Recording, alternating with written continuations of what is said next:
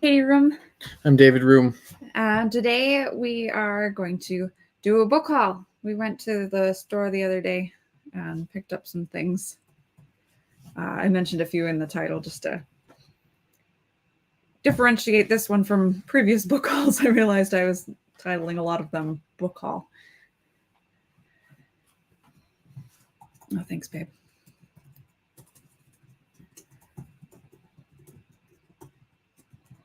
Got some interesting things. Pretty excited to share with you guys.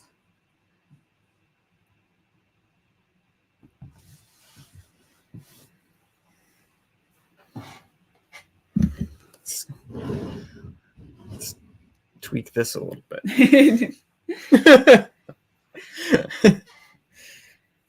Okay, and we have sound. Sound is working. I think so. It's really too bad that StreamYard doesn't give you like a meter somewhere.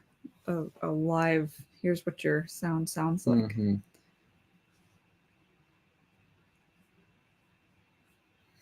Okay. I should. Oh, hey, William Jeffrey Rankin. Thank you for coming.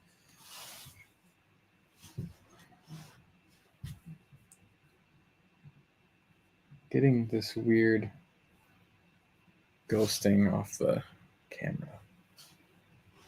And it's like super saturated again. We really need to just have like a test stream where we like debug issues. That maybe it's looking better now, or maybe it's just my sweater being dark. It doesn't play nice with we're both wearing dark. The YouTube compression. All right, well, should we get started? Yeah. What should we start with? Should we start with those? Yeah. So we don't always. So usually when we go to half price books, we get things for our kids just because books are like really cheap, and our library here in town, the kids' books are just all kind of like beat to hell. Right. So these were a little bit. So there's other random stuff that we got them, and we usually don't show that. But these were kind of a neat find. They're a little bit more expensive just because there was so many of them, but we thought it'd be fun to show. So these are like little chapter book kids novelizations of the Pokemon TV series. They're like the original Indigo League. Yeah, and we've been watching the series with our kids since my daughter was like 2.5 or 3, and she's kind of learning how to read now, so we thought these would be really fun. And each book is like 1 or 2 episodes of the show, and it has kind of a mix of sort of illustrations and occasionally there's an actual like screen capture of the show, like this, which is kind of fun. I don't know, like we've started looking for this. We started looking at Pokemon stuff, and we've gotten the kids a few guidebooks and things like that. There's lots of guidebooks. And usually we try to focus on stuff that's, like older, just because, it's just like gives you something to pare it down to. But we'd never seen any, I hadn't seen anything like this before. And these are actually from, these are 25 years old now. They're from 1998. So they're kind of fun. They're kind of fun too. And they were $2.50 a piece, so 10 of them adds up to a lot. But our kids have just been hauling them around the house nonstop since we got them. Yep, laying them all out. Yep, laying them out in a line, putting them in a pile, pretending to read them. I have a nice picture of my daughter sitting in the rocking chair, pretending to read Pokemon. Yep. So I don't know. Let's see, we have like 1. I don't know if they're all here. We have 1 through 7, and then 2 later ones as well. Yep. So 1, 2, 3, 4, 5, 6, 7. Huh. 6, John 7. Douglas is listening while he rearranges his bookshelf. And nice. then, yeah, so 1 through 7, then 10, 18, and 19. Okay. And 18 gets into Johto stuff, so I don't know. But kind of a neat find. Yeah. Definitely we'll keep our eye out for more to try to complete the set. But I'm looking forward to having our daughter read these when she is able to actually start reading chapter books. So hi to John Douglas and to Fiona Wolf and to Patrick. And our camera is just stuttering all over the place. Sorry, guys. Sorry. Can you double check which network you're on? I should be on, unless it booted me. Nope, I'm on the regular one. Okay. We've been having kind of internet trouble lately, so yeah. Sorry if it's a issue. Patrick says once you go past 150 Pokemon, I'm out. Yep. With the 150, I can pretty much name them all. Mm-hmm. But once you go past that, it's a little. For me, it was the 150, and then the next set, however many there were in the next wave. Place that they went to. Yeah. Yep. And then I was out after that. Should I do mine? You go ahead. Okay, so Here, I'm going to pass these over to you. You can put them on your side. Okay, well, Just set them on the floor. On the floor? Yeah.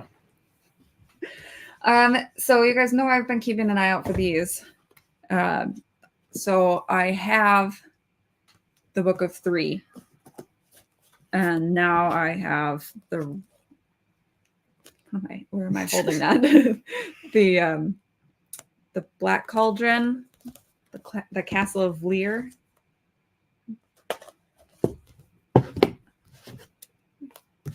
And then the Tyrion the Wanderer and the High King. So, all paperback, but they have nice covers. So, some of the hardcover ones are kind of abstract, and I have not seen them in the store. So, figured I would just grab these. They're in pretty nice condition. They've got inconsistent spines. Drives me nuts. But are they actually? They're probably not. They're probably not from the same set. Yeah. Well, there's your problem. Well, I'm just, William Jeffrey Rankin says, "Oh, I remember those covers. Yeah, I remember this one in particular." And then the Book of 3 with the guy with the horns.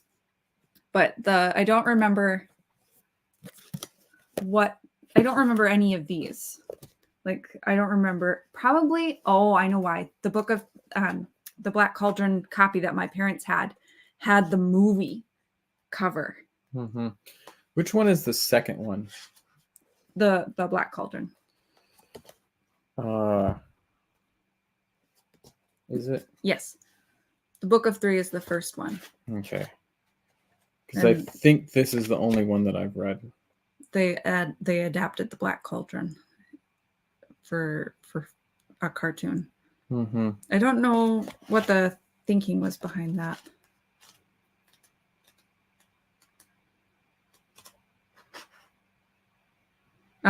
Fiona Wolf says, looks like they're in good shape. Yeah. Yep. They look like they mostly sat on a shelf.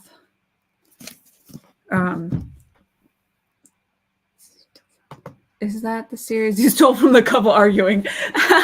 No, they were looking at a 7 set. They were over on the horror section behind the sci-fi section. And I heard them. He was super excited, right? Look, they have all 7. And she was like, will you read them? No. He's like, well, I listened to them on audiobook already. And she was like, well, so no. You get whatever you want. And like she said it in like this super like, all right. Like I was just like, I'm just like stacking books. So I'm excited for these. They are mostly for me, but also to be able to read to my kids someday because they're great. And and I found this one and I grabbed it just because this is another copy of the Castle of Lear. But look at that cover.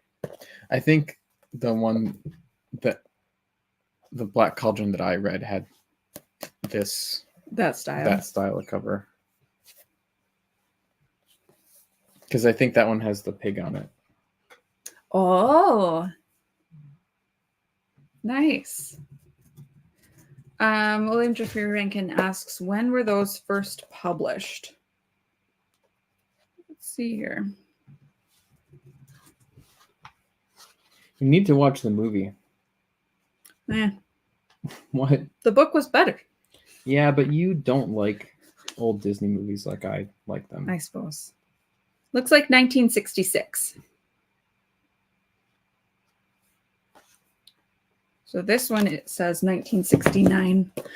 1969 for this one? Mm-hmm. This one isn't that old. It's like, this style is like from the 80s. Well. Huh. Son of a gun, it is. It is that old. It is from 69. That's a old. This one says 1990. That's an old book. If that really is from 69, that seems.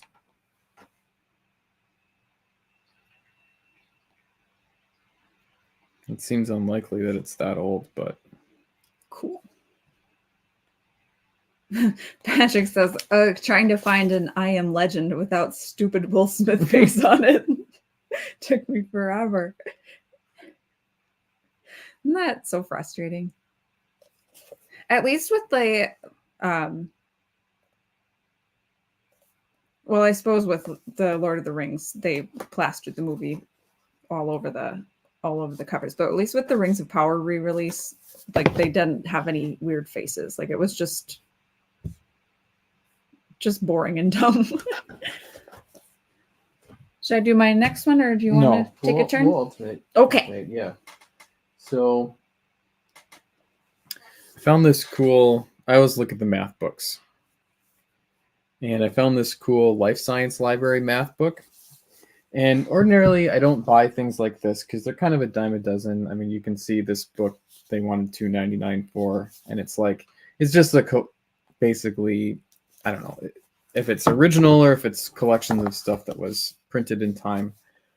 But there's a couple reasons I got this. So number one, it just is a really cool looking book. Like I'm a big fan of mid-century stuff, and it's just got this really classic typesetting, and it's just, I don't know, it's just really pretty on the inside. But it is actually quite a nice overview of the history of math. And it gets into a lot of really neat topics and has a lot of really neat pictures in it. Kind of everything from historical pictures to sort of modern stuff. It's also written at a time when digital computers are a pretty new thing, and I have kind of a collection of material from that time. So like here's this spread about like, you know, the different parts of a computer, you know, and of course it's like taking up the whole room. Just find stuff like this pretty fun, and it's got a lot actually about computers in it. This part is kind of cool. Input, memory, processing, and output with nice pictures of everything. The memory is the core, magnetic core memory, and the input is punch cards. Oh, wow. And processing, you know, the first computers used vacuum tubes, but modern computers use transistors. So this was still at a time when they were using transistors. And then there's, I don't know, there's some cool stuff like flowcharts, and it's very colorful. And then this one was cool. So this page talks about, it's called Magic Crystals in a Trend to Miniatures, and this is semiconductors. So semiconductors were like brand new magic technology when this book was written. Cool. They call them monolithic. What do they call them? monolithic block crystals or something. They have, monolithic crystals. Huh. Kind of a weird terminology, but they're definitely talking about semiconductors. Cool. William Jeffrey Rankin says, I'm a sucker for flow charts. Yeah, but the whole book, there's a lot of like, geometry and stuff. There's a section about probability. Let me see if I can find the topology section. The topology Was that a section is fat guy cool. eting food? Yeah, What does that have to do with anything? that you wish you knew. The section about topology is kind of cool. Talking about genus and has some nice pictures. And there's also a lot about some historical figures. Like talks about Euler and Hamilton and some different historical figures that are kind of important to me. Gauss, Einstein. So just overall, kind of this Hamilton's bridge problem.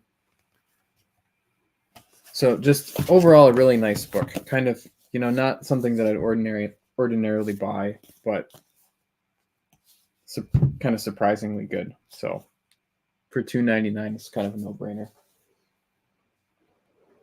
Cool. Patrick says, just wait until you get to solid state drives. You just aren't ready for it, but your kids will love it. All right, you want to go next? Sure. So I bought these. I have the first one, just never got around to buying the others. Peter and the Starcatchers. They're like juvenile fiction. They have really beautiful covers.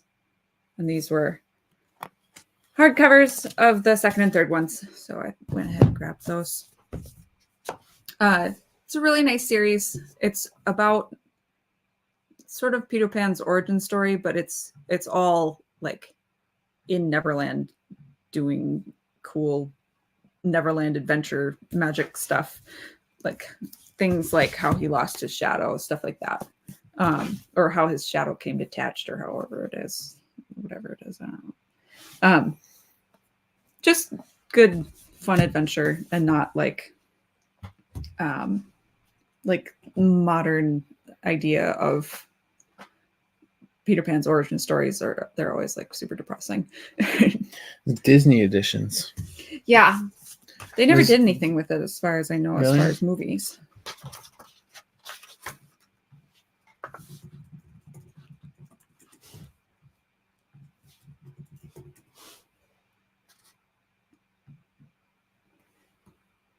Yeah, I guess it was originally published by Hyperion, which is Disney. Yeah. Yep. We listened to them in the car as a kid. That was the first time that I was exposed to it. My mom liked to put audiobooks on for long vacations. There was going to be a movie like in 2013, but just like nothing happened. Yeah. It's funny. Okay, Is that it? That was my next thing, and then I Okay. have those two. So I've been collecting Star Wars stuff and pretty much just buying everything they have because it's so cheap. And I was kind of starting to run out of my thing to collect. I always think I'm running out. But then I found some more stuff. So I kind of grabbed Star Wars stuff from like the 90s, since that's what I remember as a kid, and what I like is original trilogy and Phantom Menace stuff.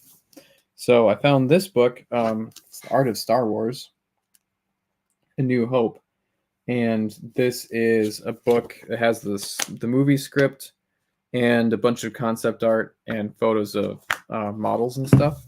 So I don't have much concept art books for the original trilogy. So I thought this one was really great find, especially some of these photographs of the models are really cool. I'm not going to hold it up too much because it's a softcover book and it's kind of big. There's some kind of pointless stuff in the back where it gets into like movie posters and fan art and comic art and stuff like that. There's also a neat section about some of the stuff they did for the special edition, which actually, still frame looks pretty good. Looks better than it does moving. So yeah, this came out around 1997 when they were kind of gearing back up for stuff. And cool. Here's a neat one. Slides of the different computer screens and stuff that they did. So I'm gonna have to sit down and go through it because it seems like a really good reference for a lot of the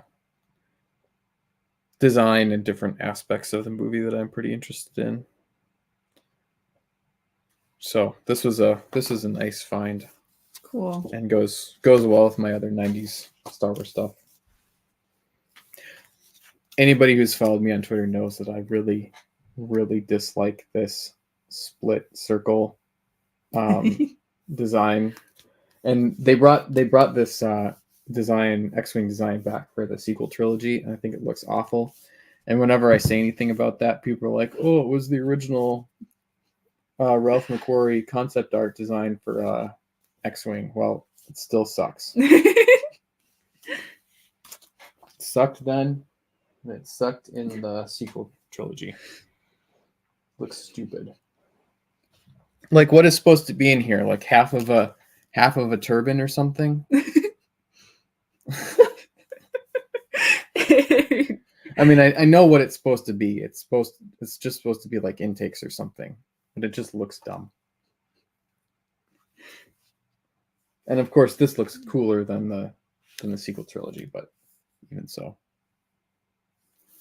Okay.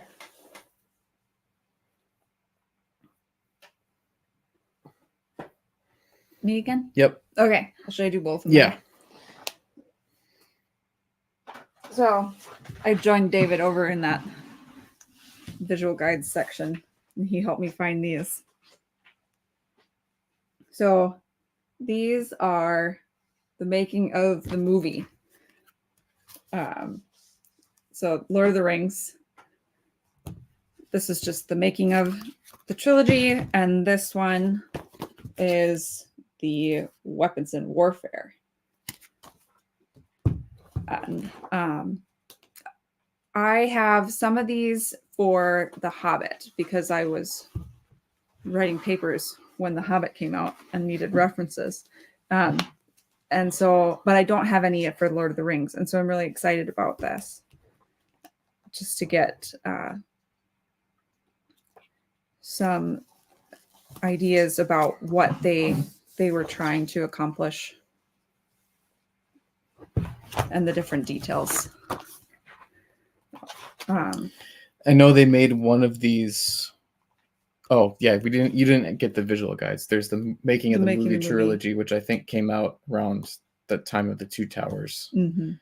And then there's visual guides for each of the movies too that I think it would be fun to grab. Yeah. I remember getting the Fellowship of the Ring one from the library when it came out. Yeah. I remember getting those from the library too. Yeah. These kind of books are fun just because it's not just the pictures. They do a nice job of telling the story of how they made the movie, and yeah, so much of that stuff is kind of like ephemeral, just in all of these little documentaries and YouTube videos and featurettes and stuff, and it's kind of neat to just have a book that tells the story of it, Yeah. So this is like the section on miniatures.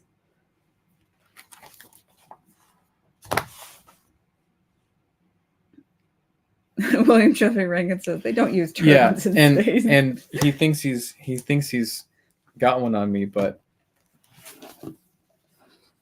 what is? Oops, here. What is that? What is that right there? And let's take a look inside your beloved Y-Wing.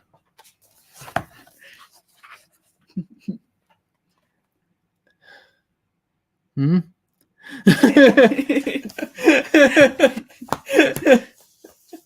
Of course, it doesn't make sense, but it's cool. Rule of cool. Rule of cool, yeah.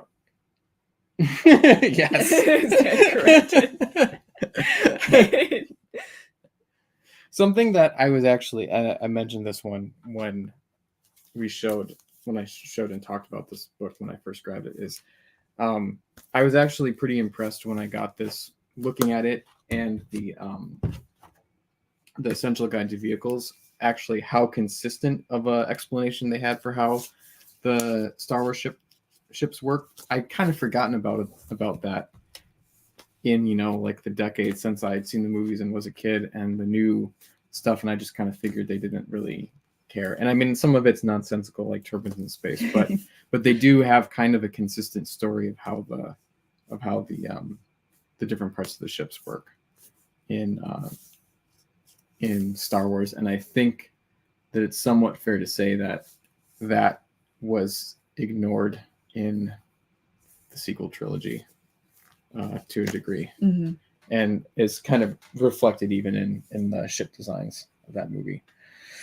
So it's easy to say, oh, it's this movie about space wizards for kids, why do you care about it being accurate? But they did at least attempt to have an explanation for how things worked from the original trilogy to the stuff that they were doing in the 90s. So that bothers me so much when people act like stuff for kids doesn't need to be. Yeah, I mean, what is this? I mean, it's probably for kids, but I mean, adults made this and put time and thought and care into it. It's not just a bunch of inconsistent nonsense. Yeah, they put effort into making the world feel consistent and real in these images. This takes a lot of skill to do, and I think it diminishes that work to just say, oh, it's just a story about space wizards for kids. All right, my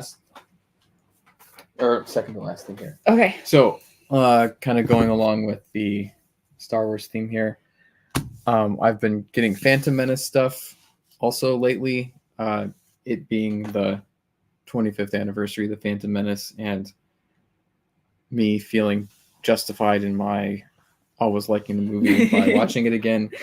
So I found this great art of the Phantom Menace book. This is a really nice hardcover book, and this book is just incredible. Just concept art out the wazoo, character designs, ship designs. I love Doug Chiang's designs, and this book just page after page after page after page after page of Doug Chiang's concept art. And this book was kind of expensive, but it was in pretty good shape, minus the dented corner that all these books always seem to have. But it just, look at this. I mean, just how awesome is that? Not just black and white concept art, but just great colorful stuff. The character designs. I mean, it's just incredible. Watching Phantom Menace again, I just really felt like the design of that movie was incredible and held up really well. So it's neat to just have a whole book full of it and see kind of how things developed. And there's like for every really neat, memorable scene in the movie, there's an illustration in this book. Cool. So yeah, just a really nice book. And something that's going to be fun to go through kind of along with my other Phantom Menace stuff. Patrick's seething in the chat. Yeah.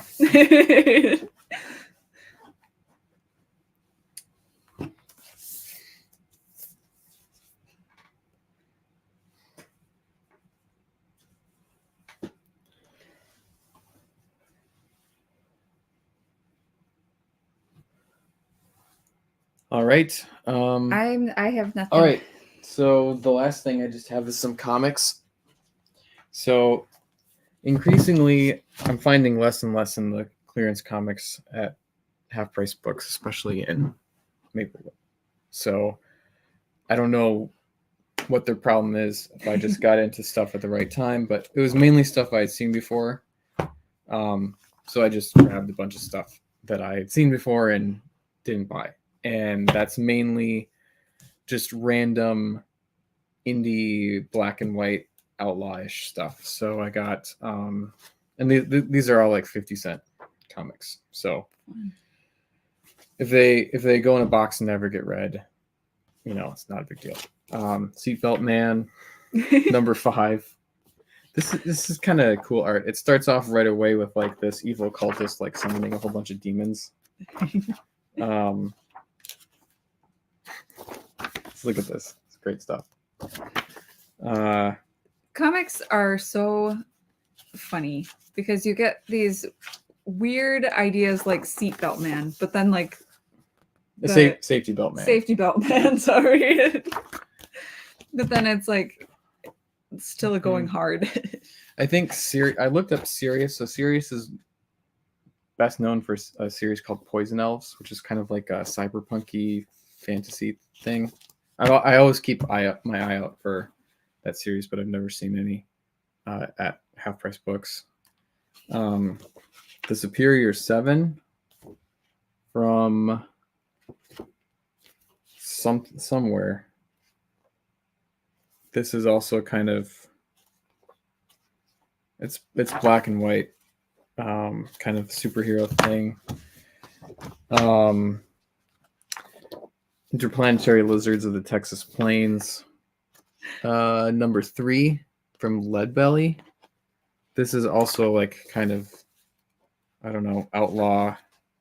I don't know if outlawish looking stuff. This is maybe some of the better art between all 3 of these books. Kind of cool painted cover on it. Cool. And then for something different, Maximage number 1 from Image. I just grabbed books that have Rob Liefeld covers because they're just kind of fun. And this was like 1995, so this would have been like the tail end of Liefeld being at Image. So well into kind of having his own studio. Stuff starting to break down. This one actually has quite nice interior art by Fabio Laguna. So not somebody that I'm familiar with. Very much like kind of Liefeld, what's his face? J. Scott Campbell kind of thing. Let me see if I can find a nice page. Nice faces on his characters. Patrick says Superior 7 is 1993 Image. Superior 7? No. Superior 7 is Imagine This Productions, some kind of unknown thing. Maybe this guy came to Image eventually. Yeah. It says Imagine This. Yeah. Interesting. That will be something to look up. Let's see, who is this? Rodney Fike, Chris Henry, Dion Knuckles, and Michael Hohen. Not anybody that I've heard of.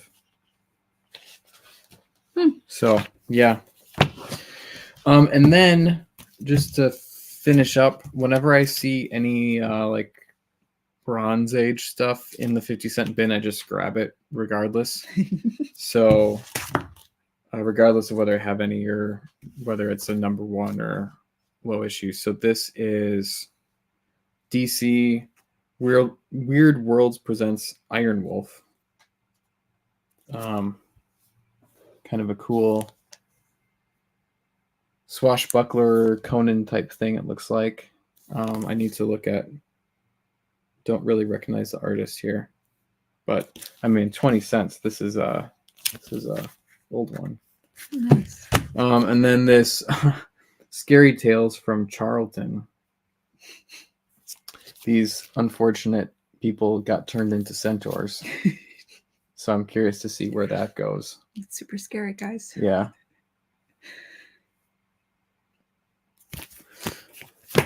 Yep, so that's the sad little comic haul from this time. I've got to convince Katie to go to a different half-price books if I want to find more comics. I suppose.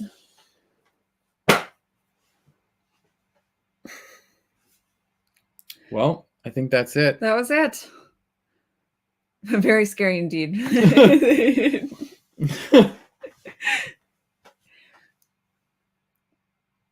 Would change your life completely. Mm-hmm. Yeah. Yep. It went the right way, I think.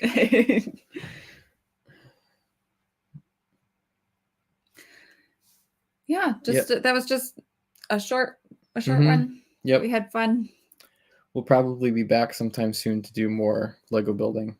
Just had some other things going on this week. And yeah, I think I probably won't stream tonight, but I might also stream later. My YouTube channel has been growing a bit. YouTube took one of my game sort of trailer videos and has been running with it. So I've gained a lot of subscribers from that, and I've had pretty good view counts on my live streams too. Not a ton live, but a lot after the fact. So I'm gonna try to keep streaming regularly. Just had other things going on this week, but we'll be getting back into that soon. And Jonathan is asking you if you got your box. Yes. Mm-hmm. I am trying to do kind of switch gears and trying to do more pre-recorded videos of things like indie books that people send me and that I buy, instead of just streams. Try and diversify. I think trying to figure out what. I think it's really good works for the algorithm to have. I know some people say that you shouldn't have. You should, like, your channel should be one or the other. Like, live streams actually hurt.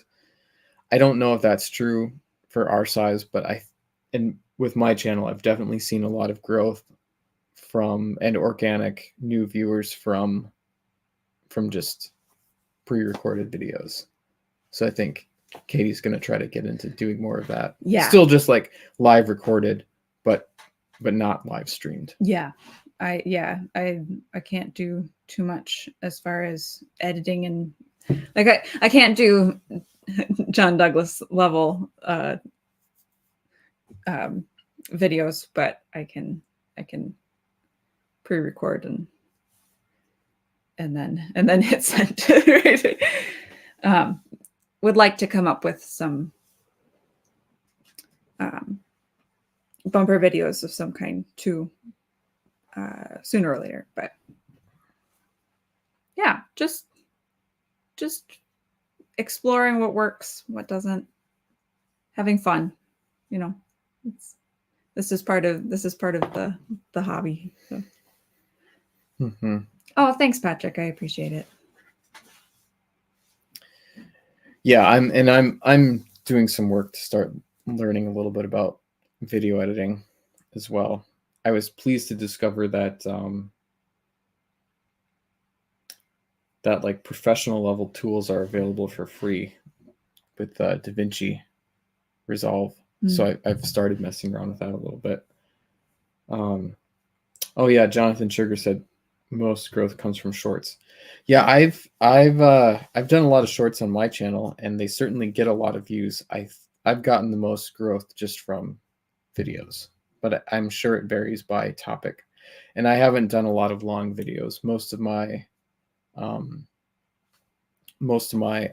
videos are like a minute or two long. So I'm kind of like walking the line between shorts and longer stuff anyway. Yeah. So my theory is that short videos are kind of easier for the algorithm to show to a wide audience, like not actual shorts, but just normal YouTube videos that are short. And my tactic is I'm going to try to grow and get enough watch time just from a lot of short videos rather than spending a lot of time producing videos that are several minutes long. I'm just going to upload more shorter videos and just see what happens with them. That's my strategy. Very short videos and live streams. Nice. Yeah, Patrick. Yeah, DaVinci Resolve is pretty crazy, and I probably for the first time in my life I actually have I have hardware that can actually run it well, because I've got a pretty nice Linux desktop, and I've got a M2 Max MacBook Pro, so I can actually run it, and it doesn't really even like make my computer overheat to do simple stuff with it. So it's fun. Yeah. All right. Well, thanks everybody for watching, and we'll catch you next time. Yep. Have a great night.